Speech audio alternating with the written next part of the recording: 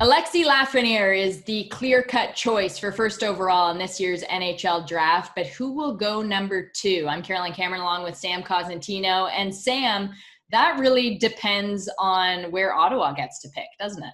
Yeah, I really believe so, because let's just say, hypothetically, they win the first and the second overall pick. Well, you're looking at Lafreniere going number 1.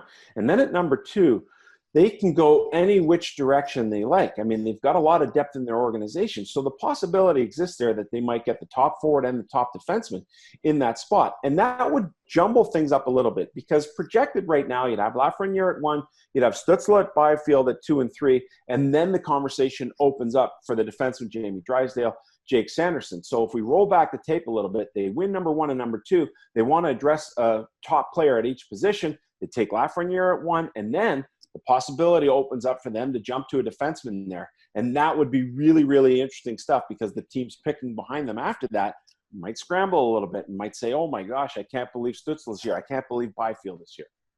What's the argument for Tim Stutzle above Quinton Byfield?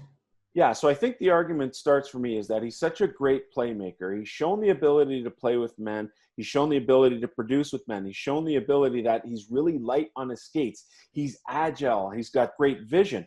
But the one thing that I think is really enticing about this player, Carolyn, is the fact that he played with men. He had to play on the wing.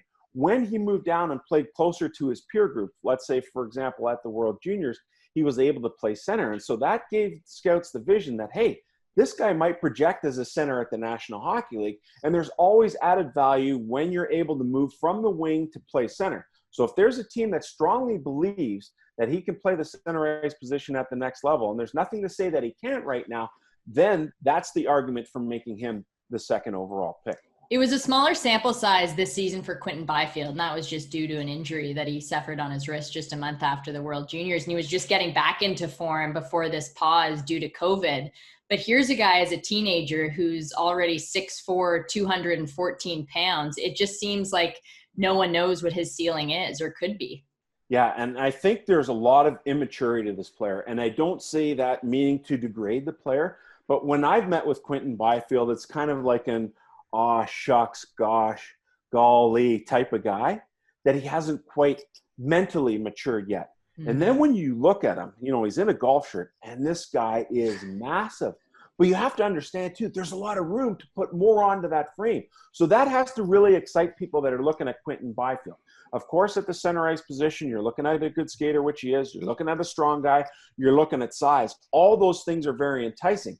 But the thing that impresses me most about this guy is the fact that there is some immaturity there. So as you mentioned, where is the ceiling for this player when he adds 10 or 15 pounds, when he grows up mentally, when he's one of those guys who shakes your hand hard and looks you straight in the eye, as opposed to being the, oh, golly, shucks type of player.